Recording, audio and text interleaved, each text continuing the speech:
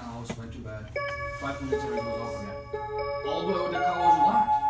I purposely left it unlocked. Yeah, so to see if So they wouldn't harm. Wow. It went off again. Like, what the hell? I get up, turn it off, make sure it's unlocked again. I make sure that all the doors were closed. Maybe the doors were also closed. Again, for me, that's it. I disconnected the battery. So that when you do that, that resets everything, right? You would think so. You didn't? No. Very good. I disconnected the battery the morning when my wife was going to work. That night again, we had dinner and the car went off. So you now like pretty much like disconnecting every time she comes home. Every time before I go to bed, disconnect the battery. Or when she comes home from work. I think it's a sensor problem. That's what I'm thinking. I think it's a sensor problem somewhere, and the car is thinking that someone's trying to open it without disarming the alarm.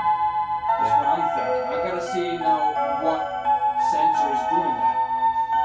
And I'm like, I was sleeping deep 3 nights ago when it happened again. Both my daughters came in with me. I said, I can't believe you didn't hear that. I didn't hear it.